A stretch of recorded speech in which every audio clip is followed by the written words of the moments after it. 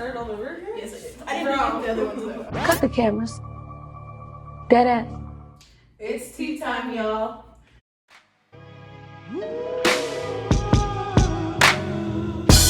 Hello. Welcome to the first official Tea Time Tuesday with the new Student Voice and Leadership interns, Johnny Palmer And Desiree Duran. All right, these tea times will be a weekly occurrence on Tuesdays. We'll just go over things that are happening in DPS and community and overall in the nation when it's necessary. Yeah. So follow us at SBL DPS on Facebook, Instagram, and Twitter. Like, follow, and share. Don't be haters. Don't be haters. Child. Anyway, so How has the first week of school been? College girl over here. And how have you been? What are you sitting with? So the first week of school has been very ghetto. Just joking. The first week of school has been an adventure. It's my first semester in college, little poli-sci major or whatever. It's been cool, actually. I feel like I've already learned a lot in some of my classes, but I am slightly overwhelmed because they are all self-led. And I like to ask questions and bother my professors, which I cannot do virtually. What I'm sitting with today, I don't know, I feel like we've had this conversation a few times this past few days. It's just how we can start the femme revolution and femme liberation, and how Black and brown women can team up and just conquer what is this oppressive system of sexism and racism, and be intersectional while we're doing it. So that's kind of what I'm sitting with today. And yeah, what are you sitting with today? How's your first week of school been? Stressful. To say the least. Yeah, it's been very stressful. My teachers are getting emails from me 24/7. But I'm a present learner. I can't do this online stuff, especially with the short attention span that I have.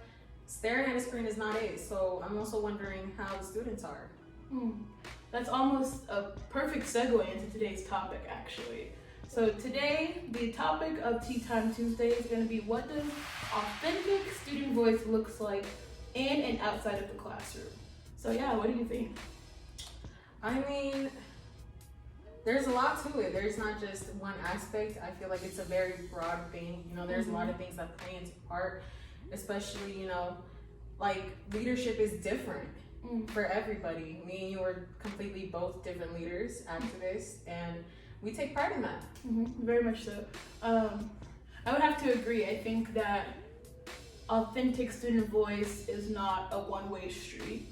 And I think people always look at it like it is, like one size of leadership is just going to fit every student and every person who's involved in some kind of social justice work. When that is not the case, and I am not looking at the camera, so let me put it here. But I think that as a community, first and foremost, when we're talking about student voice or any kind of leadership, we need to recognize that it comes in different shapes and sizes, and that every form of leadership is valid. Yes. Validation, I feel like, is something that a lot of students seek for, especially within DPS. And I feel like that's a very good thing that we're talking about because, it's very hard, especially during these times, having to seek for a way to how to communicate, how to validate your voice, how to express yourself. And it's kind of difficult. And I think with that being said, especially the piece about validation, because I know as much as I don't like to admit it, when I do things, I like to be validated. Everyone does. It's human nature. It's I don't do it for the validation, but it's nice when it's okay, girl, you kind of snapped on give you a pat in the back. Yeah, you snapped on this policy. You snapped on this organizing this protest, and it feels nice when people that you respect or that you look up to, or just people in your friend group or your family are hey, you did a good job on that. Yeah, recognition gives encouragement. Recognition gives encouragement. That is big. But not the reason why you should be doing the work that you do. Please do not. Disclaimer. Yes. Do not do it for Do it recognition. for yourself and your community. With good intentions. With good intentions. Lead from love. So I think something. Ooh, I think that's a spider. Something. Oh hell no! Else we can talk about is the type of leadership, because you hear us. We've been saying this that leadership isn't one size fits all. Then what are different examples? What are different types of leaders? So there's artists, you know, there's people who express their activism with any form of art, poetry, murals, you name it. Whatever you consider art, there's a form of activism through that. There's grassroots, people who organize within and out there, you know. There's people who just gather your community and love doing that work.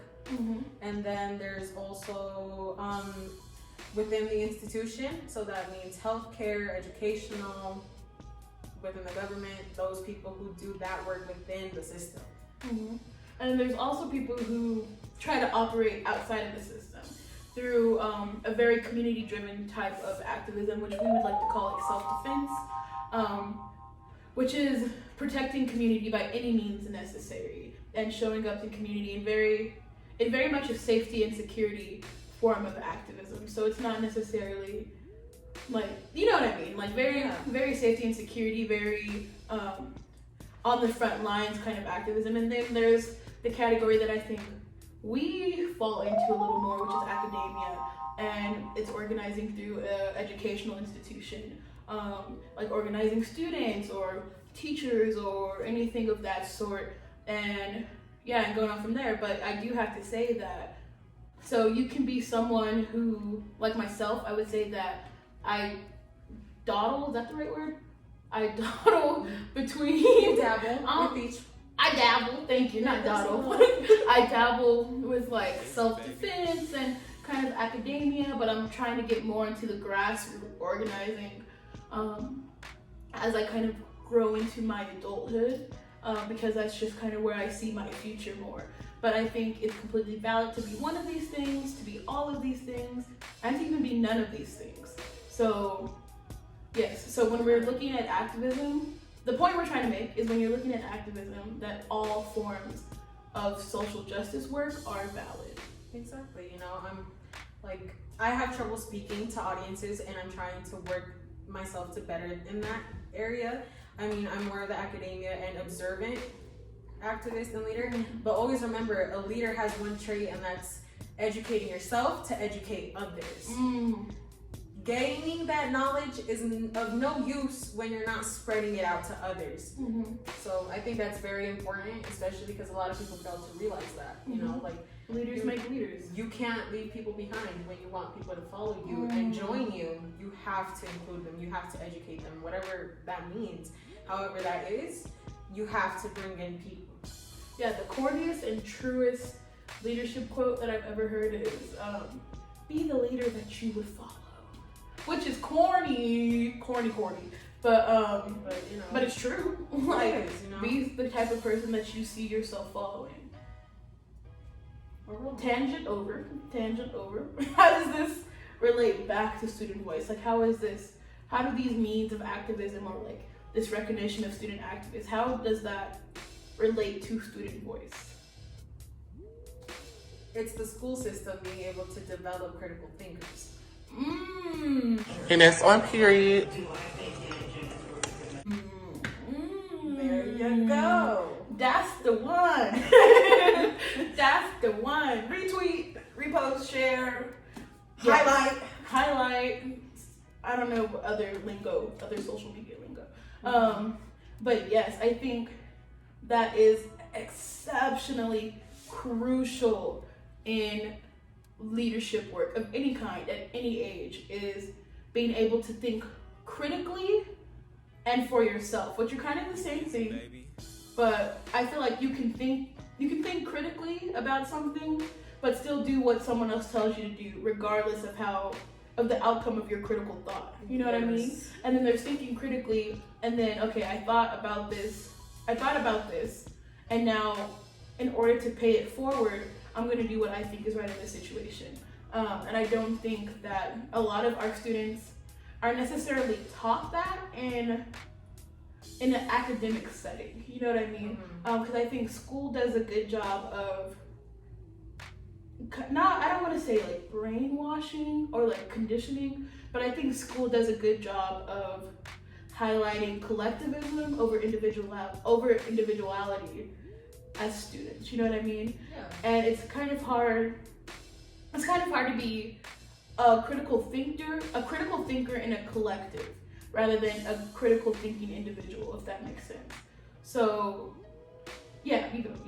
I mean, it does make sense. I mean, there's often times where the students don't even get the opportunity to have that space or that type of knowledge to gain, to, you know, have that type of dialogue, to have those critical thinking skills. Sometimes we're often not taught that or given the opportunity, which also adds into like that environment that you are in, whether it be a classroom, a program, a club, whatever that is, having the space be safe and comfortable for a student to speak up, to actually express themselves, having the freedom to express themselves without getting reprimanded is very important. Very. And when we say, I realize that we missed this piece, but when we say like critical thinking and being a critical thinker, we mean being able to form cohesive thought around systems and what's making those systems operate, if that makes sense. So thinking of something critically is like, okay, I'm thinking of my test and why I failed my test. Why did I fail my test? So if I'm thinking of why I failed my test from a naive consciousness, it's like, oh, I failed my test because I could have studied a little harder, but I was gonna fail it anyway just because the universe is gonna make me fail this test. But if I'm thinking of why I failed that test from a critical standpoint, I failed my test because I didn't start studying until 2 days ago. Why didn't I start studying until 2 days ago? I didn't start studying until 2 days ago because I had to work. Okay, I had to work, so how could I fix that in the future? Okay, I had to work, I can't help that. So how can I navigate around my work schedule in order to make sure that I succeed on my next test? So it's naming the point of, what am I trying to say? It's naming the system, sure. And then what ties into that system? How has that system affected you? Then how does that system affect community? And what put that system in place is thinking critically. And then when you go from there, the key point of critical thinking is an end game. It's the bigger picture. The bigger picture. The one point. So it's like I've recognized this and I identified it. How do I fix it? How can we fix it? Because when you're critically thinking, you realize that yes, that you play a part in whatever you're trying to fix, but ultimately it takes community and it takes society to come together to fix that problem. Now, sure, maybe you can't organize community around why you failed your test. You can be like, community needs to help me study. No, but when we're speaking about systems of oppression and things like that, it's very community-driven work. I've been talking for a while, so I'm gonna hand it back. Okay. Okay, what is your thoughts about critical consciousness? Like, what would you say to students? I mean, critical thinking is just being able to, gain knowledge for yourself. You know, it's seeing, like Johnny said, it's seeing a bigger picture. There's things that, like, you could say that, oh, this is the reason why, for example, like, these teachers are so rude and whatnot, they're not giving me a good grade. Look at it from a broader perspective. Like, what is it that you're not doing? What is it that we are doing? It's, a lot of people be like, they be pointing out one thing, but they're not asking the why behind it. Or they're not asking because or the how or what led up to this. That's the very prominent thing that a lot of us fail to realize, that we focus very much on one singular thing instead of viewing all aspects, and that's why we miss out a lot. Especially as students, I feel like we lack this practice, and when that does come to the time of using that, it kind of fails us, and we don't have that type of skill set, and we're not able to, like, not function, but work correctly. Well, not correctly, because there is no correct way, Right. but being able to, you know, address it. Like navigate in an efficient Yes. way. Yeah. Exactly. Thank you. Mm-hmm. I'm struggling. No, it's okay, because I think a lot of the time, I don't want to say a lot of the time because I'm not like some student messiah, but like speaking from myself and like what I've witnessed from like my friends and other students that I've interacted with is that sometimes we think the answer to a problem is cut and dry. So it's like, she graded me bad on this homework because she don't like me. 9 times out of 10, that's not the case.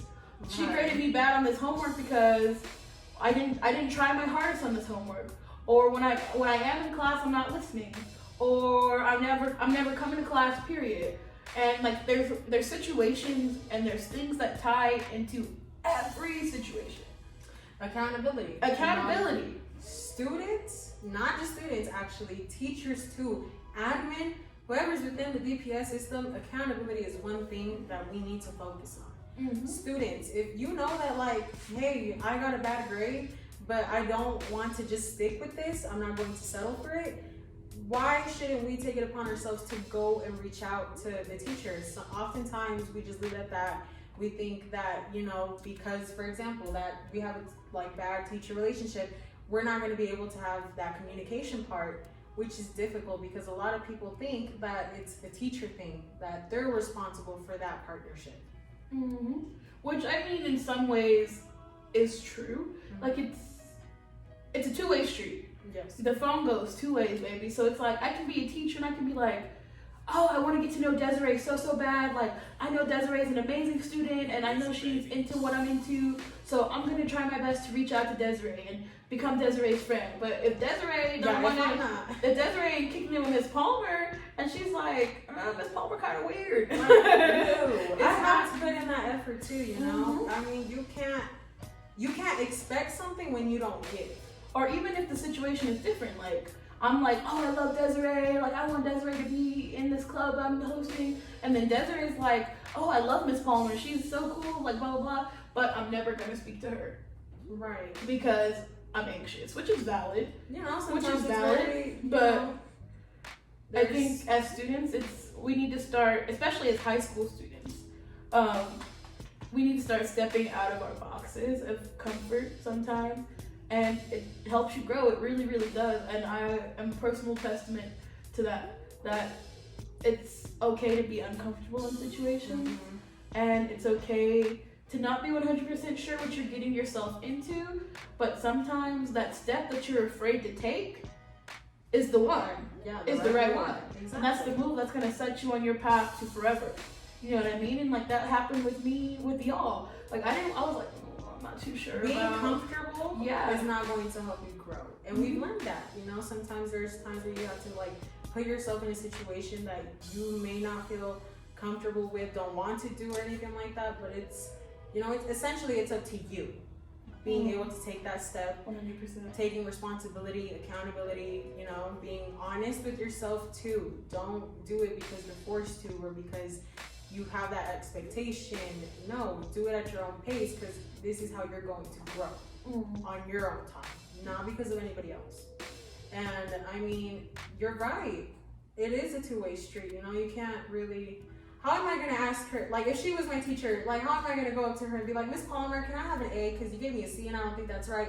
She going to be out here like, you don't even talk to me. Like, you don't even come to class. Like, you can't do that. And I feel like we've seen that situation a lot of times. Mm-hmm. And we need to avoid that because building relationships within high school, which is important because when you're starting in that, you're able to have that smooth transition and being able to, you know, feel comfortable. That's where you get support. 100%. That's support. That's where you get support. That's where you get, you know, like pointers. They're going to do to you what you do to them. And I would say that the connections that I built in high school really, really helped me transition into college until the start of my career path. And like, I'm only 18 and I already feel like I have so much going for me already. Like, I have a job that I love, I'm in a great school, I love my major, I love my friends, I love the people who I work with, like, and it's all because of the connections that I made in high school. The steps that I was scared to take were absolutely the steps that were necessary for me to succeed. Yeah, I mean, in situations where I didn't even want to speak up, where I had to because I knew nobody else was going to do it for me but me, that's where I realized, hey, this is actually starting to work. This is doing something for me. And essentially, you know, like having those teachers who really, well, not just teachers, you know, people within Island in general, like literally, when they're not condescending, trying to condition you or tokenize you, when they're being able to nurture you, guide you, and respect you as your own individual within especially a system like DPS, it's so helpful, so amazing, and so good to have that sense of feeling like this is someone I can rely on, you know? Facts. Because this is school we're talking about. We spending more days at school, well, when we were in it. Coronavirus! When we were in it, we were spending more time at school than at our own houses, you know? Facts. So it's kind of like, you need to have that safety and comfort within a place that you're spending most of your time in, because how else are you going to be able to open up? So let's summarize before we move on. Okay. So authentic student voice looks like showing up, Speaking up, operating from a lens of critical thinking and critical consciousness, accountability and responsibility. Be you. Being you. Being you. Don't go into that form of these people have expectations of you. These, you know, there's norms, standards. Be you. And which goes back to that, you know. Yeah. Each leader is different. You Yes, are different. that's exactly what I was about to say. Like, and finding validation within yourself, because not everyone is gonna, like, when you think that you're killing it, not everyone thinks that you're killing it. And sometimes the people that you really want to hear from aren't gonna tell you what you want to hear. But if you know that you're on the right track and you're working hard and you're doing what you need to do in order to make change and to become a better person, then of course listen to what people are telling you, because this is community work, therefore the community should be involved. But also be like, hey, I really like the way that I do this, and I find validation in my work, and doing this part of what I do makes me feel strong. It makes me feel like a better leader. Then girl, give yourself credit when it's due. give yourself credit when it's due. Sometimes it's very hard, you know, there's a lot of things going on, personal lives, you know, there's things happen. Self-care. Self-care. Take a break, take a nap. Sometimes. What's that one thing that you always say, or that you saw or heard at the protest? When Black women take naps, that's a revolutionary act. A lot of times we fail to realize that self-care is something that's so impactful for us in the community, because we forget to take care of ourselves, and how are we going to take care of others? For POC, especially women of color, because I feel like a lot of the time we let kind of the heavy lifting fall on the back of women of color. And then when the women of color are lifting all that weight and we get tired and we're like, hey, we need to stop for a second, it's like, like it's already over. It's like, let me finish this and get all the credit. And then I'm left tired and alone and doing this work by myself once again. So for women of color, people of color, everyone, take breaks, take naps, watch mindless TV, read a book that's not centered around activism, and just take a second to remove yourself from that world and then come right back into it, and you'll feel energized all over again. Yes. So part 2 of that, of what authentic student voice looks like, is how are grown folks nurturing, supporting, and uplifting student voice and creating authentic adult and student partnerships. You know, again, building an environment where the students feel like they are validated, appreciated, safe, comfortable, all of the above, is the first step of being able to have a student to speak up, to be able to connect with you, to be able to have, you know, like that sense of security where, like, I'm able to say what I feel, say what I think, and I'm not gonna get in trouble for it.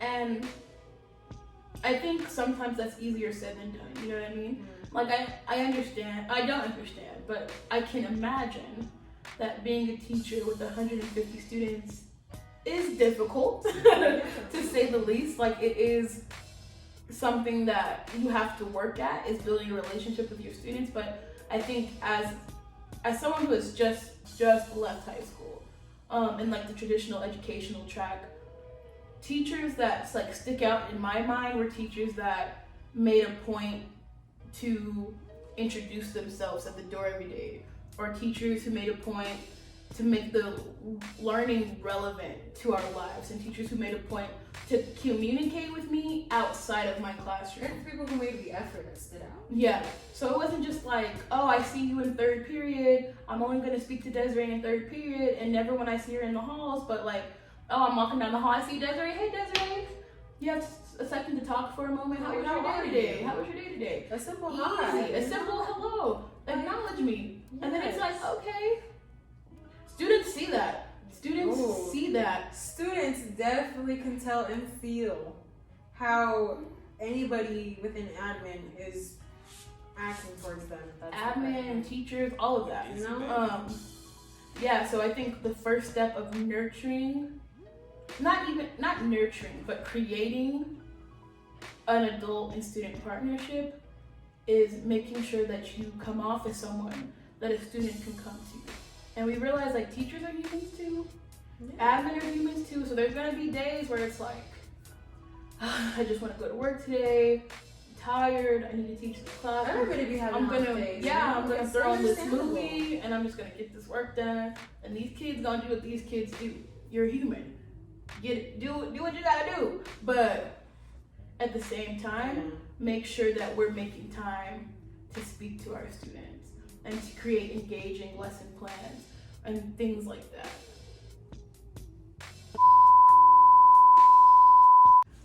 Sorry, y'all, we had technical difficulties. So where do we leave off? Anywho, setting the table for students to come with you, to come to you, not with you, to come to you. You have to set the table. And oftentimes, bringing opportunities to them, like programming and curriculum. Let's talk about that. Yes. I would say that's the biggest piece. That is the biggest piece of creating adult and student partnerships. Because I keep speaking about my personal experience. But when I think of like the programs that I was in, it wasn't just because like I was like, oh, let me join this. This is cool, let me join this. But a lot of the time, an adult figure in my life was like, hey, I think that this would be really good for you. And you should look into it and you should try it out. And I was like, okay. Yeah, I'll give it a shot. Sometimes it stuck, sometimes it didn't. But knowing that that person was thinking about me when they seen that, or like something like, I don't know. Being able to put your strengths at use, like someone who recognizes me, yes, and my strengths, and they're like, "Hey, you would be good at this." That feels nice. You're like, "Oh, thank you." Like you think I can do this? You think I can do this? Wow, thank you. Like, I'll try. I feel loved. Shoot. But that's it. We both weren't introduced to student voice and leadership by a teacher or anybody in admin. We were introduced into this program by a friend. The same friend. That's how we got introduced to it, not by a teacher. And mind you, SVL is very big within DPS. Well, at least it is now. Yeah. It's finally getting its recognition that it deserves. But, being able to have those teachers who see opportunities and gather those students for them is very important. Having programs that feed into student voice and leadership is very crucial and important for them to have. That's how you grow critical thinkers. That's how you have activists come out of it, leaders, that's how you're able to grow that community within your school so they can expand that themselves, where they can expand their thinking and grow. Yeah, and just to even backtrack a little bit, like although we weren't introduced into our program by an adult, I would say the adults that run our program, like Celicia and Ananas and Magnolia and Katie, like all the adults that we work with now who were more of mentors when the program started, they're a big reason why we stayed in the program. Yes. Because it's like when you can feel the love. Yeah. Like you feel the love in our programs, and just when a program is right for you, you'll feel it. Yeah. And you'll know. And their intentions were very true. They very stuck clear, to what very their true. goal was. I mean, there's often, like, I say this always, and when I say it, it's because I'm speaking of personal experience. I not only grew as a leader, but as a person. I grew immensely, and I had to thank that to this program and the women in it. These women are so amazing that they were able to nurture and help me and guide me in such a good form of leadership that it wasn't, taking away from me. Yes. So, in short, in summary, in order to truly foster, uplift, and support adult and student relationships, you have to set the table.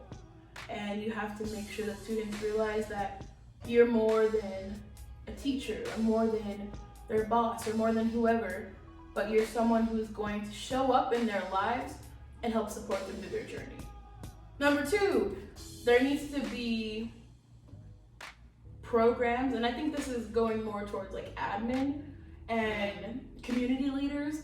There needs to be space, if you're a community leader, rather than like someone who works in a school, or you're both, there needs to be space in your organization for student leadership, specifically for student leadership. Like, this is the student chapter of my organization, but the student chapter isn't being tokenized through my organization. And I work, the adult partners in this organization and the student partners in this organization work collectively, work together to create change. Not the adults work on it, the students are there for the dog and pony show, and then we make change. That's not how it works. Change is community driven. And this program isn't, like, I'm gonna walk you by the hand and you're gonna do this and that. No. Let them fail. Exactly. They're investing in youth, and that's what essentially we have to do as a whole. Being able to invest in youth is being able to bring up our future. Essentially, that's what it is. Yes. 100%. Like, these are people who are going to be here for tomorrow and the day after that. Yeah. And in schools, like, make sure that, I know that sometimes it's a little hard to navigate curriculum, but make sure that you're including something engaging and something that highlights student voice in your lesson plans. Or if you're an admin, make sure that you're offering programs, or like you're fostering programs at your school that call for student leadership in more ways than just like, let's plan this dance or let's decorate the school, but how are we making tangible changes to policy and the in and out everyday operations that happen in the school? So it's like, yes, you're a teacher in the school, but you don't go here. You're not getting your education here. Right, you're not facing what I have. You're not, we're in 2 very different roles in this building. So I need your role to support mine, and I will use my role to support yours. Because if you're going to shout student voice, include student voice. Do not exclude us and say, oh, we're doing this for you, but where are we at the table? You're not asking us. And this is the thing that a lot of schools do. They're all like, oh, we're doing this for you. Like, we want to hear your thoughts. But to disregard, to not even include us, no. Make it make sense. Make it make sense. That is the line. If you're going to shout student voice, include student voice. Period. Yeah, that's the line. Yeah. That's it. I think that is a perfect wrap up to that little section of what adult partnership looks like. And I think it was a good wrap up to today's tea time. So before we go, I do want to lend space to the viewers, the adult and students who are watching this. Please leave a comment on 1, what do you want our next tea time to be about? 2, how has school been going for you as a student and as an educator, or as a parent, however, or a community leader, girl, whatever you are. How has school been looking for you? How do you feel about it? And then 3, what you like about tea time, girl? Let me know. This is our first time. This is our first one. Look, this was might our be first time. A little ratchet. We'll get better though. We'll Practice get makes better. perfect. Practice does make perfect. We did not practice before this. No, We did not. It was very, very ratchet, but we love it. But yes, like Johnny said, DPS community, whether that be parents, admin, students, we all want you to communicate with us in the comments. However that is, tell us how you feel. Like, what are some points that stood out? What are some things that you disagree with?